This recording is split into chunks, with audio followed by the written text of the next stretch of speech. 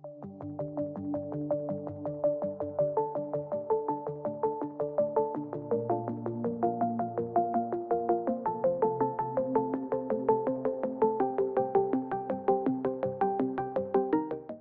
students, welcome to the answer writing program. Today is 18th of September and we are going to discuss 3 questions. 2 static questions from this topic and 1 from current affair. Our topics will be developmental processes and the development industry, role of civil services in a democracy, and the welfare schemes for the vulnerable section of the population. So these topics are from GS2.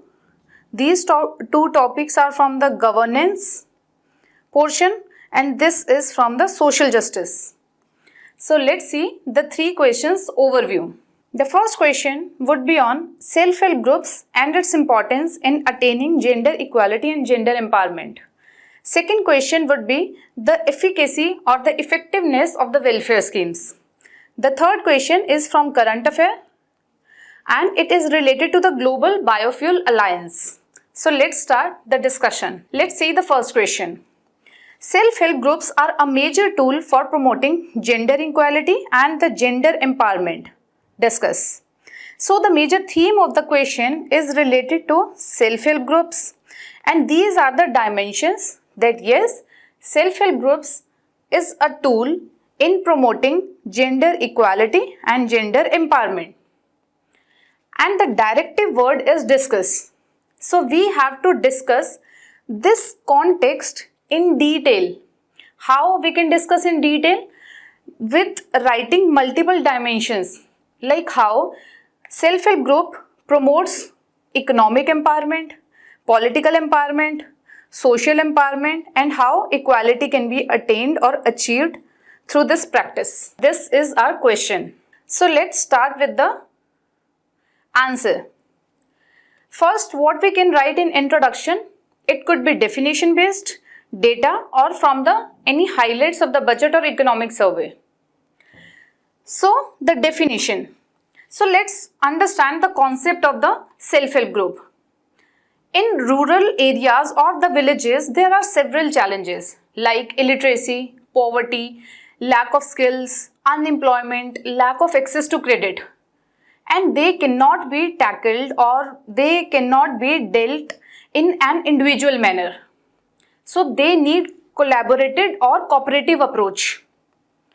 It means like here this comes the concept of self-help group where the individuals come together for self-own help in a collective or progressive manner. It means that self-help groups are the informal associations, informal voluntary association where the group of people with the similar socio-economic background, they come together, they choose to come together to achieve some objective. What would be the objective? To improve their livelihood, to improve their quality of life, to improve their conditions. So, from this discussion, you can write 2 to 3 lines in the definition. Next comes the data. If you know any data related to the number of self-help groups or the women-owned whole self-help group is owned by all member women, so you can write some data like 88% of total self-help groups in India is all women members self-help group.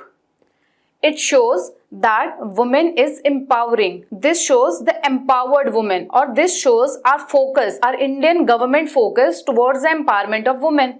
So you can relate this data with respect to what is asked in the question. So next comes the budget aspect. If you find any contemporary related news in the like any budget, economic survey, any governmental scheme, it's very good idea to use with that to start your introduction with. Like in this case, because this budget 2023-2024 budget says or focuses on economic empowerment of women. One of the vision or the opportunity for this year would be economic empowerment of women. And for this economic empowerment, one crucial aspect is self-help group. So you can write that with the budget highlights in the introduction. Okay, so let's come to the body part. The question is asking about or focusing on the role of self-help group in promoting gender equality and gender empowerment. So we have to write the multiple dimensions that how this is true, because the keyword is discuss. So we have to discuss in detail. So how they are economically empowering the women or the different gender. Means self-help groups provides the platform where women can accelerate or promotes their savings, accelerate their access to credit, where the women can mobilize their financial resources. This is the platform from where women can start a business. Earlier, the woman is getting empowered from the self-help group. Now the woman is empowered. Now the woman is giving the employment opportunities to the other people of the society.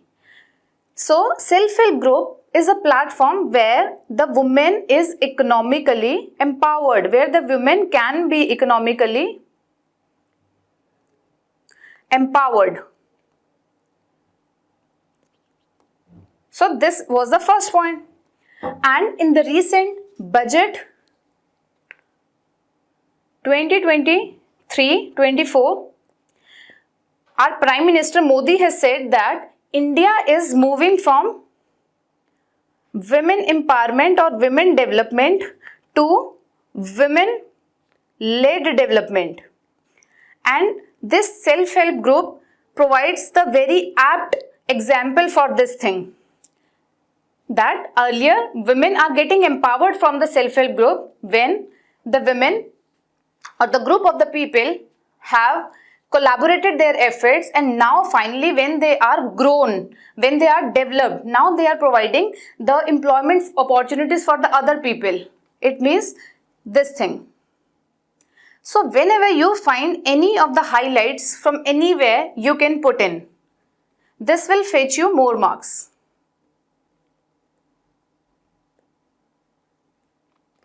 Okay, so next comes to the social empowerment. How social empowerment? Now because the women gets the platform to speak up, to voice their opinions related to anything, related to any issues, societal issues or the challenges. And if there is any particular issue or the challenge, with the collaborative approach, this women self-help group can take the holistic decision and comes up to the sustainable decision or sustainable way to solve that issue. So this way, women got the platform to speak up, to raise their voices, to raise their concerns at individual level, at the household level and at community level, both. So this way, women is now socially empowered. Okay. Next comes the political empowerment. How with the self-help group, women is politically empowered? Because with the social empowerment, with the economic empowerment, by stimulating economic empowerment, social and political empowerment comes in. Now, the more and more women takes part in the political processes. And we have seen that the self-help group members successfully takes or contested and won the elections at local government level, at the local governmental institutional level. So we have seen the successful example as in the case of Uttarakhand and Andhra Pradesh. So you can give as many examples as you can, like the case studies in this particular case. Next comes the awareness and the advocacy. Means as the women is getting the platform to raise their concerns, so now the self-help group acting as a vehicle of change. Now these self-help groups are challenging the societal norms and the practices which are hindering the women empowerment, like alcoholism, dowry, gender discrimination. Now, women through these self-help groups are focusing on female education, health, hygiene factors. So this way, women are more empowered and more equality is getting attained with this self-help group. So this way, we are completing with the first part of the body. Now, as the keyword is discussed, so we have written down the multiple dimensions. What we can write also is that there are some challenges in achieving this. So we can write, either you can write it in conclusion or you can write in the main body part. So this is the second part. Like major issues faced by the self-help group in promoting gender justice or the gender equality and gender empowerment. First one is economic issues. Economic means lack of access to credit or limited credit access plus limited financial literacy. This hinders the growth. Next comes the social barriers, patriarchal norms plus limited decision-making power. This also hampers the growth of the SHGs.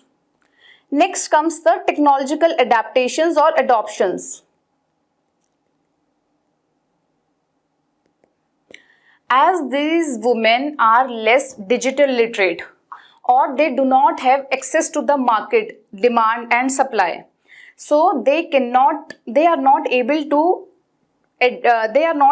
to take the leverage of this digital platform, of the e-commerce platform to market their products. So to get into the supply chain so as to reap the maximum benefits of these e-commerce platform due to these barriers. So this completes our whole body part. So now let's conclude our answer. What we can conclude is, because there are some challenges like we have seen, economic, social and technological, we have to address these challenges via policy interventions, targeted approach, and we have to do the capacity building programs to make these self-help groups to realize their true potential, so that they should be act as for the engine of growth. Okay, and here also you can write something from the budget that India or the government is wishing to create unicorns out of these SHGs. Or you can take some other example that Indian government is focusing on transforming the self-help groups to the nation's help group. So this way you can include the current affair into the conclusion as well. So this way your whole answer will be a holistic answer. Okay, so now let's come to the model answer. Model answer, starting with the basic definition, now comes with the major first body part, that is the relevance or the promoting gender justice, economic empowerment, social, political and violence, and the different derivatives of all these three aspects. Then the major issues, social barriers, institutional support, financial constraints and the limited market linkages. More or less we have everything covered in our discussion part. So let's now come to the second question. How effective have the welfare schemes been in addressing the key issues faced by the elderly population in India?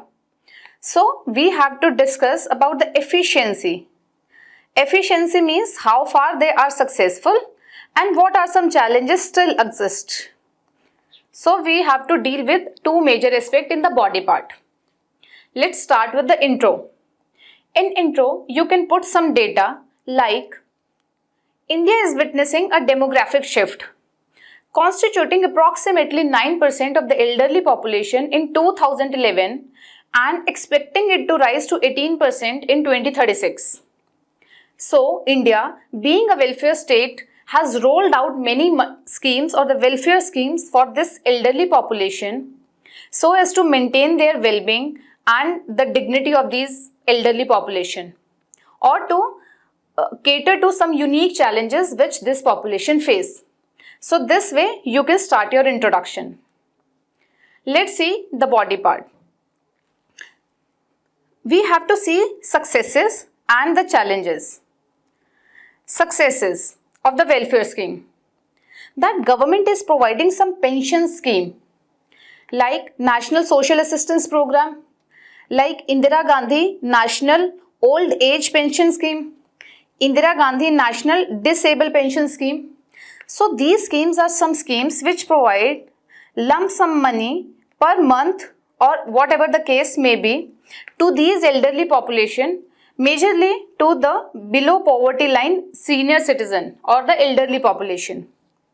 So these are some pension scheme which provides some sustainability to these people who are maybe challenged, financially challenged, or this provide the social security net for these elderly population. Next come means how welfare schemes are successful in healthcare domain. Healthcare is national program for healthcare of the elderly people. Means this national program will provide the healthcare services to at the primary level, at the secondary level and at the tertiary level to the elderly population. Next comes the Rashtriya Vayoshree Yojana. In this, government is providing the assistive devices who are disabled to the disabled elderly population. Next comes the welfare schemes with respect to the food security like Annapurna scheme. This provides some approximately 10 kgs of grains to the elderly population so as to fulfill their food security also. Next comes the financial security, Pradhan Mantri Vaya Vandana Yojana and Senior Citizen Savings Scheme. So these are some schemes which provides the financial security to the aged population or to the senior citizens. Next, the welfare schemes with respect to their social barriers or the barriers which the disabled population, elderly population face in general times, like public transportation, public toilets. So the government is doing the welfare in this aspect also. They are coming up with the elderly friendly and the barrier free environment like low floor buses, toilets which are disabled friendly, etc. So these are some welfare schemes which provides the benefits to the elderly population. So this completes the first part of the body. Now comes the second part because we have to check the efficacy or the effectiveness of these welfare schemes. The effectiveness can be calculated that how far this is unsuccessful or how far this is being challenged in the dimension of coverage. Most of these welfare schemes are for below poverty line, or there are some difficulty eligibility criteria. So this excludes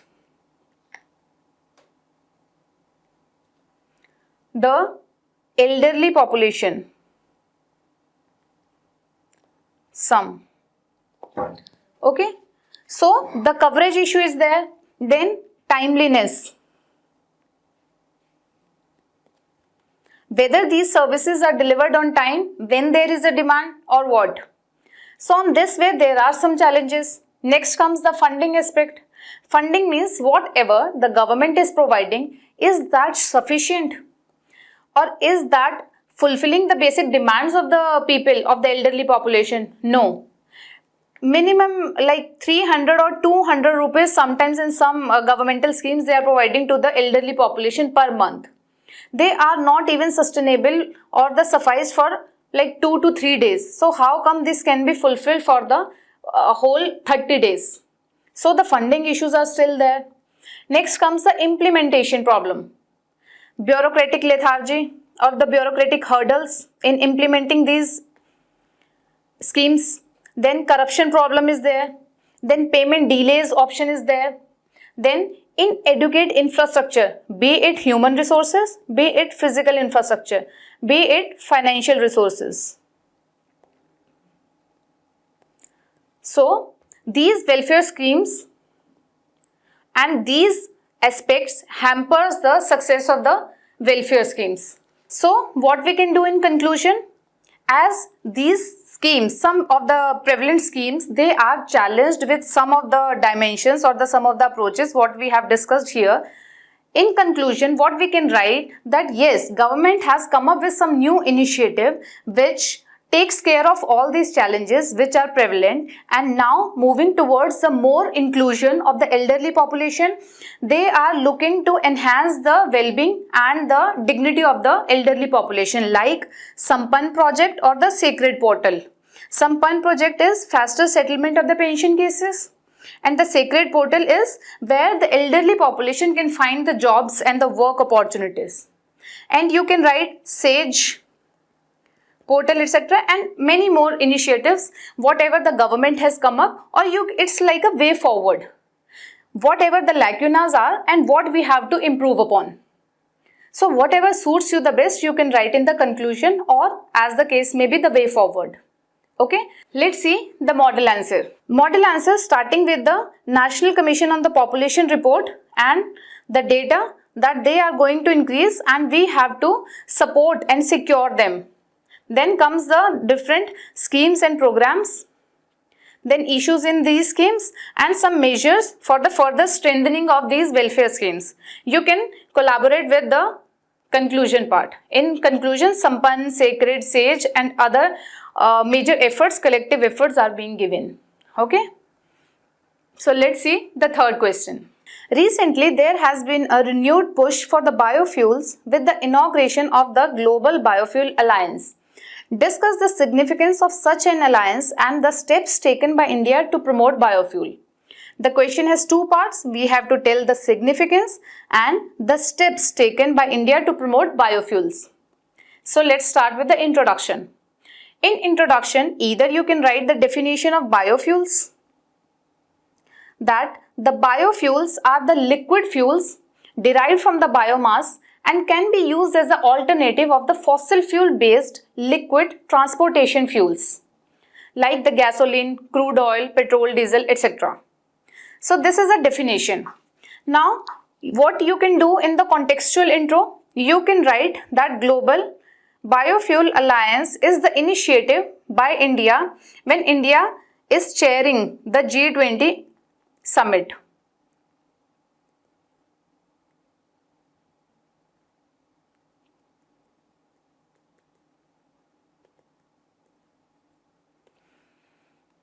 Or you can write that on the sidelines of G20 summit, the push was given to the manufacturing, production and the usage of the biofuel by making this Global Biofuel Alliance. This way you have the multiple dimensions. You can start your introduction. Next comes the body. We have to write the significance of the Global Biofuel Alliance. Alliance means there are some cooperative plus collaborative efforts at international level. Multiple countries like India, USA, Brazil, they are the highest consumer and the producer of the biofuel, along with multiple other countries have made this alliance. It means the first and the foremost benefit of making any alliance where some developed countries are there, it means the other countries can have the access to advanced technologies plus access to funds, and in this case climate fund. So we'll have the technological, advanced technological access, and also the financial aspects we will be accessing to. So what this will do? This will boost our biofuel generation capacity. And what this will do? This will accelerate the transition towards the greener economy. So this way you can link the various aspects into the one point. Next comes the leadership role in climate change mitigating initiative, because it has come up as the initiative where India is leading the G20. So it shows that India is proactive or taking the leadership role in the climate change mitigating initiative. It is aligning with the India's climate change efforts or mitigating climate change efforts.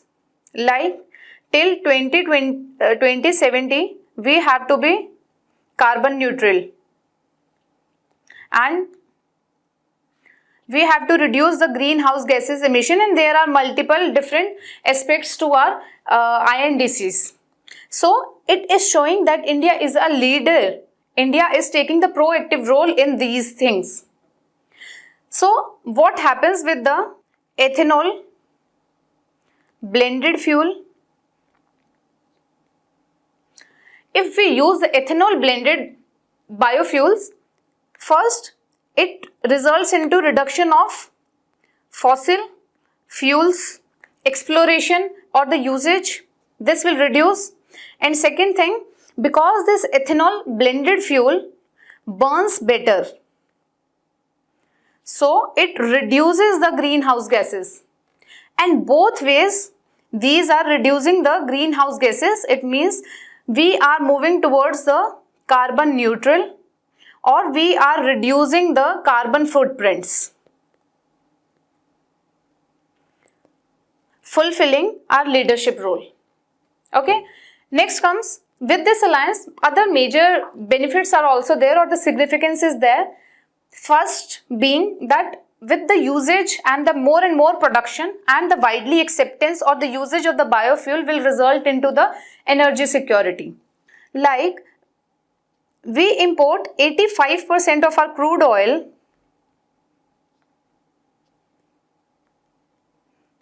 or 85% of our crude oil is met via imports. And if there are any issues at the supply side, like in this case Ukraine crisis, or there are some supply inflation, so this will hampers the energy security, or this will threatens our energy security. So with the production, more and more production of the biofuels and more consumption of the biofuel, we will be energy secured. So we will be energy secured. We will no more be dependent on the foreign countries for this energy requirements of our domestic consumption. Next comes the crude oil, current account deficit. Second point is current account deficit. How? We are importing 85% of our crude oil from the foreign, means we are importing approximately $120 to $150 billion.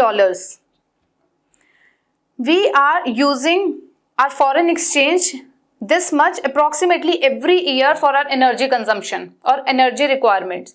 Means with time, as the population is getting increased, or with the more and more industrialization, our demand for this crude oil or the energy demands will rise up. Means the current account deficit will obviously increase with time. So to stop that thing, we have to focus on more and more biofuel production. Then comes the farmer's income. With this biofuel or the ethanol blended fuel that will come from the various raw material, one being the sugarcane. So this can fulfill the or divert the resources or divert the sources of the farmer's income. Now the farmer can earn from diverting the sugarcane production to these companies who produce the ethanol. Whenever the farmer feels that they are not getting the appropriate prices for their sugarcane selling, they can divert their resources towards the industries who produce the ethanol. So this way we can achieve doubling the farmer incomes aim also, and their livelihood will be secured. So these are the multiple significance of this global biofuel alliance. Next portion is the steps taken by India to promote biofuel. The first being the national policy on biofuel. It provides the framework, regulatory framework,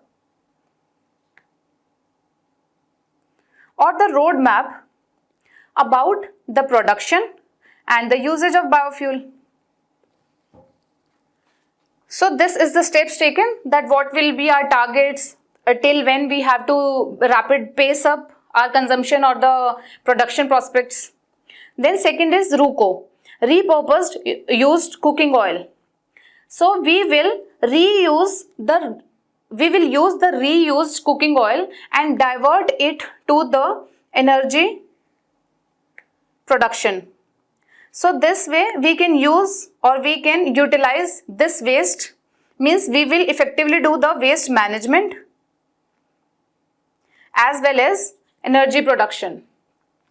Next comes the Gobar Dhan scheme.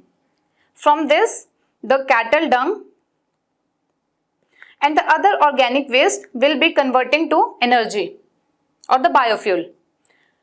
Next comes the PM Jeevan. In this, government appreciates or focuses on the setting up of biogas plants. It incentivizes the farmers or the entrepreneurs who does this, like to open up the biogas plants. So these are some initiatives which are taken by the Indian government to promote biofuels. What you can write in conclusion? We can write in conclusion that care should be taken what we can write in conclusion? That we should take care that the biofuels production and the more and more emphasis of the biofuel production does not compromise the food security of India. So we have to focus more upon the second generation biofuel, which takes the wastes from the organic production or which takes the organic waste, not the food grains or the cereals. So this way we have to write the balanced approach, that we have to take care. Okay. So this completes our conclusion also. Now let's come to the model answer. In the model answer, it's written the contextual intro, then the significance, energy security, fiscal deficit, technology transfers, leadership role, employment generation and alternate source of income for the farmers. Then steps taken, ethanol blending program, various acts, G1, biofuel policy, reduction in the tax reductions are given by the government to boost the demand of the ethanol in the market. So in conclusion, it's written that care should be taken to promote the second generation biofuel which are produced from the agricultural waste using cooking oil, processed animal residues, thus ensuring the food security. So this way we completed our whole 3 questions discussion. So that's it for today. Thank you and have a nice day.